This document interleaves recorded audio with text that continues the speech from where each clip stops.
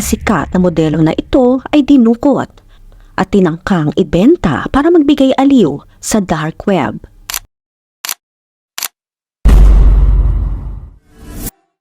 Sabi ng iba, para siyang dumaan sa matinding impyerno. Sabi naman ng iba, maaring siya ang mastermind ng lahat. Ano nga ba ang totoo? Tara, alamin natin ang kwento ni Chloe Ailing.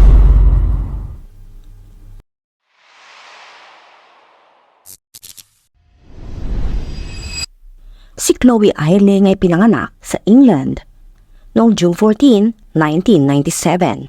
Nanirahan siya sa isang liblib na bayan sa timog ng London kasama ang kanyang ina. Siya ay likas na maganda at talagang angat sa lahat ng babaeng kaedad niya. Sa murang edad, gusto na niyang sumikat sa larangan ng pagmomodelo. Kaya binaglaon ay naging modelo siya sa edad na 18 years old. Nahirapan ito sa mundo na kanyang pinasok, kaya ginamit niya ang social media upang ipakilala ang kanyang sarili sa mundo at tiyakin na matutupad ang lahat ng kanyang mga pangarap. Sa hindi inaasahang pagkakataon, siya ay nabuntis, ngunit palagi pa rin itong nagpo-post ng mga pictures hanggang sa siya ay manganak. Dito araw-araw siyang nagsishare ng kanyang mga gawain, kasama ang kanyang anak na lalaki na may pangalang Ashton. Noong 2016, naging kilala palalo ang kanyang profile sa social media nang sumali siya sa ilang mga video ng kilalang YouTuber na si JMX. Ito ay merong higit na 2 milyong followers. Kasama ang isa pang modelo, naging bahagi si Chloe sa strip football videos ni JMX. Ito'y umabot sa higit sa 17 million views. Dahil dito, dumami ang mga tagasunod ng kanyang mga social media account at ang kanyang kagiliw-giliw na karisma ay naging kilala pa sa buong mundo. Noong 2017, 20 years old na si Chloe, patuloy pa rin siyang naninirahan kasama ang kanyang ina sa liblib na komunidad sa Colston. Unti-unti umaasenso na siya sa kanyang karera at tingin niya siya'y patungo sa tamang direksyon. Lalo na nang pumirma siya sa isang kilalang ahensya na humahawak sa mga modelo. Ito'y pag-aari ni Phil Green. Ang supermodel agency ni Phil Green ay nagpapadala ng kanilang mga modelo sa iba't ibang photoshoot. Maging ito man ay kilalang photoshoots para sa mga brands o simpleng masayang mga kaganapan lang. Handang magsilbi ang agency basta't ang kliyente ay handa rin magbayad para sa mga modelo. Dito, tiyak na ang kanilang kaligtasan at kagalingan ay pinangangalagaan. Sinabi ni Phil Green, si Chloe ay marahil isa sa pinakasikat na modelo sa agency. Sa maikling panahon, nagsimula maging kilala si Chloe at agad ang mga kliyente ay humihiling na siya ang kanilang kunin bilang modelo. Determinado si Chloe na sumikat, kaya kung ang isang trabaho ay magbibigay sa kanya ng karagdagang followers sa kanyang social media accounts, kukunin niya ito. Palagi siyang nag-aabang ng mga pagkakataon upang mapalawak ang kanyang profile at lalo pang maging kilala. Siya rin ay naging isang kilalang glamour model para sa tabloid o pahayagan sa UK na tinatawag na The Daily Star. Isa siya sa 10 babae na regular na lumalabas sa page 3 na kilala rin na nagpapakita ng isang malaking larawan ng buong katawan ng isang babae na may konti o maliit na kasuotan lamang. Habang gumagawa siya ng mga photoshoots ay araw-araw na nagpapaganda si Chloe ng kanyang presensya sa social media. Alam niya kung paano manatili sa spotlight. Patuloy na lumalaki ang bilang ng kanyang mga tagahanga at tagasunod. Bagaman, maaring ito ang pinakamagandang nangyari sa kanya, dito rin manggagaling ang lalaking maghahatid sa kanya ng isang bangungot. Agad na nakita ni Phil Green ang potensyal ni Chloe na maging makinang at malaking bituin. Lalo na nang simulan niyang i-book ang mga international na gigs para sa kanya. Noong April 2017, kinontak siya ng isang lalaking nagngangalang Andre Lacio. Gusto ng photographer na ito na i-book si Chloe para sa isang photoshoot na magaganap sa Paris. Sa una nagdalawang isip si Phil na tanggapin ang trabaho. dahil si Andre Lacio ay isang hindi kilalang pangalan para sa kanyang industriya. Sinuri ni Phil ang background at trabaho ng photographer bago tanggapin ang trabaho. Sabi ni Phil, tinanong ko siya, mayroon ba siyang studio? Gaano na siya katagal sa trabahong ito? Para saan itong trabaho na gagawin? Pwede bang ipakita sa akin ang mga sample ng iba pa niyang ginawa? Nakipag-ugnayan si Phil kay Andre sa pamamagitan ng telepono at email. Bawat tanong kay Andre ay sinasagot naman niya ng naayon at katanggap-tanggap. Pagkatapos gawin ang lahat, ay kinonekta ni Phil ang trabaho para sa hiniling na modelo, si Chloe, at inayos ang kanyang mga kagamitan para sa international travel.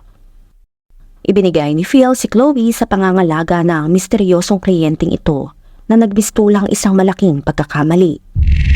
Dumating si Chloe sa Paris sa pinagkasunduang petsa. Masaya siyang magsisimula sa kanyang international na photoshoot sa isa sa pinakaromantikong lugar sa mundo.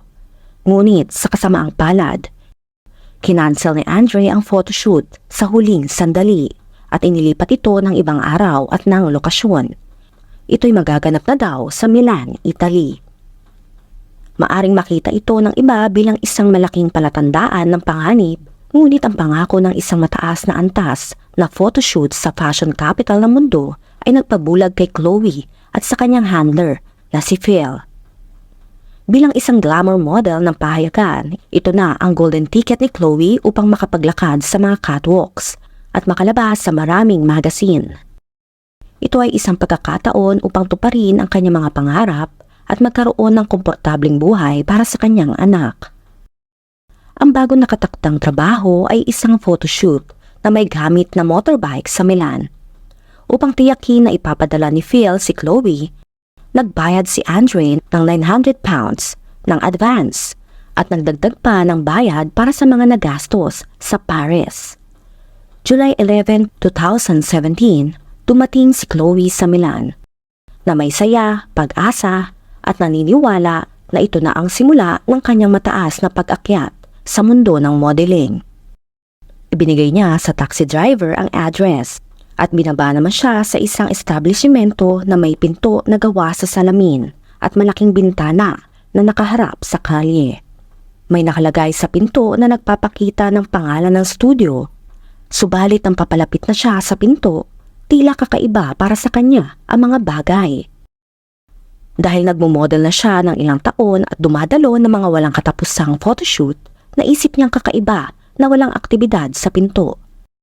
Sa mga regular na photoshoot, ang mga technical crew ay nakapaligid o ang production assistant ay bumabati sa mga modelo. Ngunit sa kanyang napuntahan ay napakatahimik, walang kung ano o tao sa pasukan ng studio. Nilabanan ni Chloe ang mga bulong sa kanyang isip na lumayo mula sa pinto at tawagan na lang ang kanyang agent. Ngunit umasa siya baka ganito talaga ang treatment sa models kapag nasa ibang bansa. Kahit nagdalawang isip ay pumasok siya dala ang kanyang mga bagahe. Naglakad sa isang maliit na corridor. Ang buong lugar ay sobrang tahimik at unti-unti na siyang natatakot. Nakita niya ang isang pinto na may nakalagay na studio at dito nga ay pumunta siya kaagad. Habang humahawak ang kanyang kamay sa pinto, biglang may humablot sa kanya mula sa likod. Isang taong naka-gloves at tinakpan ang kanyang bibig kaya hindi siya makasigaw o makagalaw.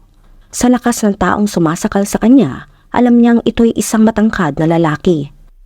Nagpanik siya, lalo na nang makita ang isang lalaki na papalapit sa kanya. Meron itong hawak at nang makita ito ni Chloe ay agad siyang nagpanik. Ang lalaking nasa harap niya ay may hawak na isang syringe o matulis na bagay sa isang kamay at sa kabilang kamay naman sinusubukan niyang hawakan ang braso ni Chloe.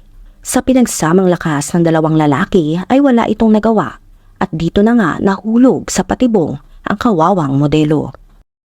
Habang walang malay si Chloe ay agad na nagtrabaho ang dalawang nakamaskarang lalaki. Dinamitan nila si Chloe ng pink na velvet na swimsuit at kinuna ng litrato habang siya ay nakahiga sa sahig. Para bang si Chloe ay mayroon pa ring photoshoot sa Milan. Ngunit ito ay isang tila nakakatakot na proyekto. Nang maging kontento sa mga larawan na kanilang kinunan, Ang dalawang lalaking nakamaskara ay agad na dinala ang walang malay na si Chloe. Siniksik sa isang malaking itim na zip-up bag at ito'y nakabaluktot. Nang nilabas nila ang bag at pinasok sa sasakyan, ay agad nilang nilisa ng Milan. Pumunta sila patungo sa isang nakatagong farmhouse sa Turin. Ito'y mga 120 miles ang layo. Si Chloe ay nagising habang nasa biyahe, ngunit hindi niya maunawaan ang kanyang sitwasyon. Madilim at masikip sa loob ng bag, nakabaluktot, nakakadena ang mga kamay, at ang kanyang bibig ay nakabalot ng tape. Sa kadiliman at kasikipan ng kanyang lugar ay sinubukan niyang alamin kung nasaan siya. Ang unang bagay na kanyang narinig ay ang tunog ng makina, kaya naisip niya na nasa loob siya ng isang gumagalaw na sasakyan.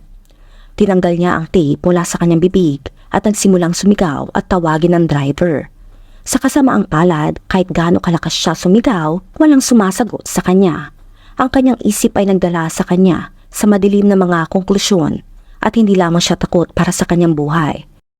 Kinatatakutan din niya na lumaki ang kanyang anak na walang ina.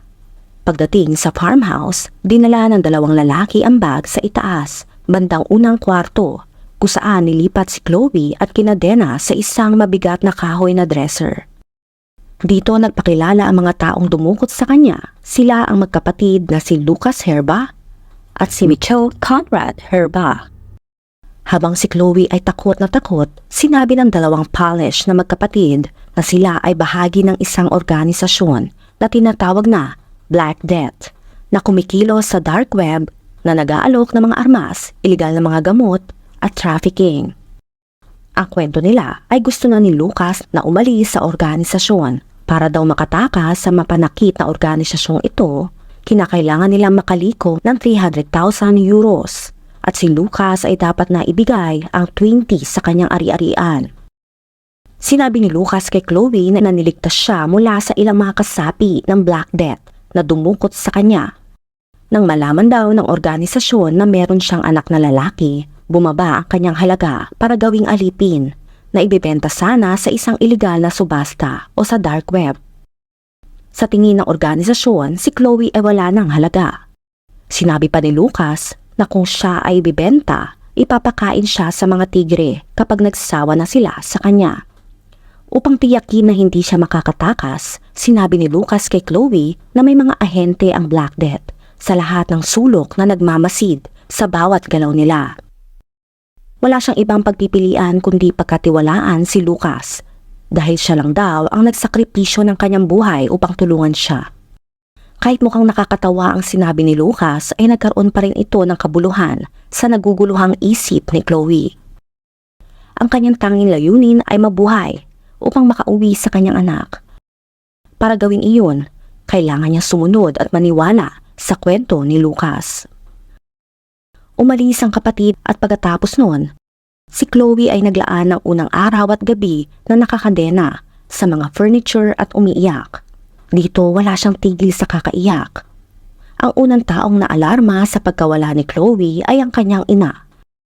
Dahil si Chloe ay ginagawang habit na tawagan ng kanyang ina bago, habang at pagkatapos ng kanyang photoshoot. Ito'y upang alamin ang kalagayan ng ina at ng kanyang anak. Nang hindi tumawag si Chloe ay agad na kinontak ng kanyang ina ang kanyang handler na si Phil Green. Sinubukan ni Phil na makipag-ugnayan kay Chloe at kay Andre, ngunit nabigo siya. Tumawag si Phil sa airline upang tignan kung nakasakay ba si Chloe sa kanyang flight pa uwi.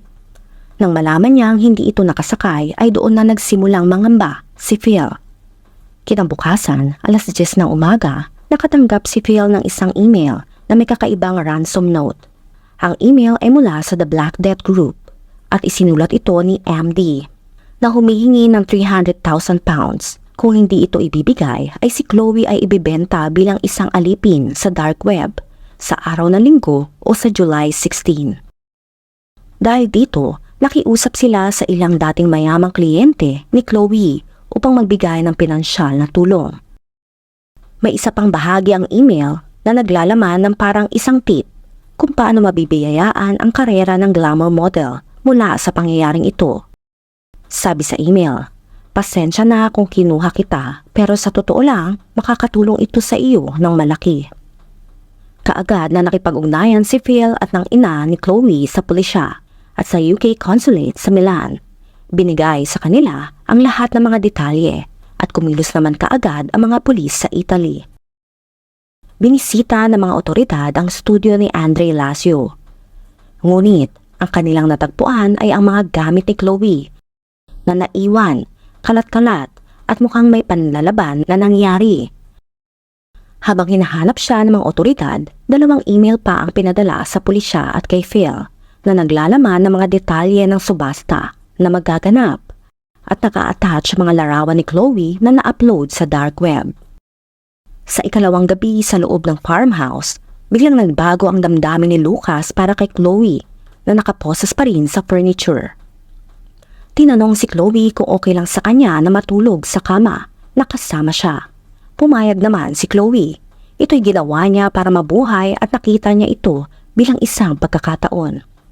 Ang kanyang layunin ay kunin ang loob ni Lucas at paniwalain siya na karapat-dapat siyang iligtas. Buong pinagmamalaki ni Lucas na siya nga ang nagligtas kay Chloe para hindi ito mabenta. Dito, laging pinapaalala kay Chloe na kung susubukan niyang tumakas, ang mga ahente ng Black Death ay kukunin ng kanyang buhay at ng kanyang pamilya. Sa panahong ito, si Fabrizio Prati na nagpaparenta ng kanyang farmhouse kay Lucas ay iniisip na ang polish na lalaki ay isang artist na naghahanap ng isang liblib na lugar upang gumawa ng kanyang sining. Gayunpaman, hindi alam ni Prati at ng mga kapitbahay na may mali na nangyayari na sa loob ng bahay. Wala kasi silang naririnig at wala rin silang nakikitang kakaiba. Pagkatapos ng ilang araw, tinanong ni Lucas si Chloe na kung maaari silang maging magkasintahan. Sinabi naman ni Chloe sa kanya na may pag-asa kapag siya ay nakalaya na. Ito ay nagpasaya kay Lucas at si Chloe naman ay sa peak na makawala. Ang pagpanggap ay mahirap kay Chloe dahil hindi siya magaling na actress at kinaiinisan ang mga drama noong nag-aaral pa siya. Ngunit sa huli ay nagtiwala si Lucas sa kanya. Sapat upang dalhin siya sa isang baryo at sa isang pagkakataon pumunta rin silang dalawa sa isang shopping center para makabili ng sapatos si Chloe. Naglalakad silang magkasama sa mga romantikong lugar na parang magkasintahan. Pumapasok at lumalabas sa mga tindahan at umu-order ng pagkain. Makalipas ang ilang araw, nagbunga ang mga pagsisikap ni Chloe. Pumayag si Lucas sa palayain siya, sa kondisyon na ipibigay niya sa kanya ang perang kailangan niya. Ito'y nagkakahalaga ng 50,000 euros. Sinabi sa kanya ni Lucas na kailangan niyang bayaran ng pera sa loob ng 1 buwan o papaslangin siya ng mga agents ng Black Death. Bukod dito, binigyan din ni Chloe ng pag-asa si Lucas na magiging mag-asawa sila pagkatapos ng kanyang paglaya. Sa umaga ng July 17, 2017, dumating sina Lucas at Chloe sa konsulado ng Milan, UK. Bumibilis ang tibok ng puso ni Chloe habang papalapit sila sa entrance. Ngunit laking gulat niya na makitang nakalak ang mga pinto. Sarado pa rin ang konsulado sa oras na iyon. Natakot siya na baka ito ay mag-trigger kay Lucas na umatras sa planong palayain siya. Feeling niya na ang lahat ng kanyang pagsusumikap ay mababaliwala. Buti na lang, nagyaya si Lucas na kumain ng masarap na almusal habang hinihintay nilang magbukas ang konsulado. Nakahinga ng maluwag si Chloe sa mga pangyayari. Ngunit kinakabahan pa rin siya habang binibilang ang mga segundo bago ang kanyang kalayaan. Nang bumukas ang pinto ng konsulado, magkahawak kamay na naglalakad sina Lucas at Chloe. Ayon sa tagubilin ni Lucas, ipapakilala siya ni Chloe bilang kanyang kaibigan. Ngunit sa kabila nito, si Lucas ay agad na inaresto at ang kanyang kawawang bihag ay nailigtas. Sa mga linggo na sumunod, nasa ilalim si Chloe ng proteksyon ng mga otoridad sa Italia habang iniimbestigahan nila ang insidente. Sabi ni Chloe, nasa Italia ako sa loob ng 3 linggo bago ako bumalik sa UK. Kaya't nag-iiyak ako halos araw-araw. Ako ay sobrang paranoid at hindi lumalabas ng kwarto. Anumang ingay na maririnig ko ay talagang nakakatakot. Sa simula, siya pa rin ay nasa ilalim ng mga salita ni Lucas. Kinakatakutan niya ang pagsalakay ng grupo ng Black Death. Kaya pinatunayan ng pulisya ng Italia na siniyasat nila ang organisasyon At matapos ang mabusising investigasyon, kinumpirma nilang hindi nag-i-exist ang Black Death. Gawa-gawa lamang ang kwento ni Lucas at ng kanyang kapatid. Sa paglabas ng katotohanan, unti-unti nang nakakuha si Chloe ng kanyang kumpiyansa. Sabi ni Chloe, nagsimula lamang ako maging kampante nang kinumbinsi ako ng pulisya na alam nila na hindi totoo ang kwento ni Lucas at hindi na dapat ako matakot kapag bumalik ako sa UK. Sa pagkinig sa kanyang kwento, ang mga tao ay may iba't ibang palagay. May ilan na diretsyang sinabi na bahagi si Chloe ng isang publicity stunt o ito'y gawa-gawa lamang at mukhang si Chloe ay may kinalaman dito. Ito'y ginamit naman ng mga abogado ni Lucas na pinamumunuan ni George Hepburn Scott. Sinabi ng magkapatid na si Chloe ang utak ng buong kakaibang publicity stunt. Sabi ng abogado, sinabi niya na lubos siyang walang kasalanan, mukha siyang lubos na malaya, nagre-relax at masaya. Sinabi niya sa isang pahayag na tila naghahanap siya ng atensyon, ngunit para sa maikling panahon na kasama niya silang dalawa, tila lubos na masaya at nakarelax lang siya. Sa paglilitis, narinig ng Italian court na si Lucas ay naglagay ng ketamine kay Eileen, na pinatunayan ng marka ng injection at bakas ng gamot sa kanyang buhok. Sa buong pagdukot, ginamit ni Lucas ang kanyang MD na alias upang subukan maging kaibigan si Chloe. Siya rin si Andre na nagpanggap na photographer na nakipagkita pa para bayaran ang mga nagastos sa Paris. Ngunit hindi ito namukaan ni Chloe dahil sa naka-sunglasses ito. Nagpahayag si Lucas sa kanyang depensa na siya ay nahulog sa kagandahan ni Chloe Eiling at sinubukan niyang mapadami pa ang followers nito sa pamamagitan ng paglikha ng isang iskandalo. Noong June 11, 2018, nahatulan si Lucas ng pagdukot at ikukulong ng 16 years at 9 months sa bilangguan. Sinabi ni Lucas sa pagtatapos ng kanyang paglilitis na siya ay na-inspire na gawin ang pagdukot matapos daw mapanood ng pelikulang By Any Means. Sa investigasyon, ang kapatid ni Lucas na si Mitchell Herba ay dinakip din, ngunit pinabulaan ang anumang aligasyon na siya ay kasama sa pagdukot. Batay sa email at forensic evidence, natagpuan ang kanyang buhok sa takip ng kotse na ginamit sa pagdukot. Siya ay in-extradite mula sa UK patungong Italy noong October 2018. Noong 2019, nahatulan si Mitchell at ang bilanggo ng 16 years at 8 months. Noong 2021, ang mga sintensya ng parehong magkapatid ay nabawasan dahil sa apela. Si Mitchell Herba ay naging 5 years at 8 months na lamang, habang si Lucas naman ay naging 12 years at 1 month na lamang. Nakamit pa rin ni Chloe ang katarungan para sa naranasan. Bumalik ang tiwala ng mga tao at naniwala na sa kanyang kwento. Nagresulta ito ng positibong pag-angat ng kanyang karera ng biglaan. Ito'y tulad ng nasabi sa email na natanggap ni Phil. Sabi ni Chloe, kung ako ay isang matandang babae, siguro ay makakakuha ako ng simpatya ng lahat. Pero dahil sa itsura ko at ako ay isang model, ang mga tao ay agad na nanghusga na ito'y gawa-gawa lamang, kaya hindi ito patas. Ang social media profile ni Chloe ay lumaki matapos ang insidente. Lagi siyang nakikita sa TV sa maraming panayam. May mga alok ng trabaho na nagkakalaga ng daan-daang libong dolyar. Noong 2018, isang aklat tungkol sa kanya ang nailabas. Si Chloe Eiling ay naging bahagi ng Celebrity Big Brother reality show. At noong 2023, nagkaroon ng BBC drama na may 6 na bahagi batay sa kanyang karanasan. Sabi ni Chloe, kung hindi ako yon, siguro ay iisipin ko parang ito ay labis na kakaiba. Pagkatapos na dumaan ng isang napakasamang karanasan, tulad ng mga opinyon ng mga tao, hindi ito makakaapekto sa akin.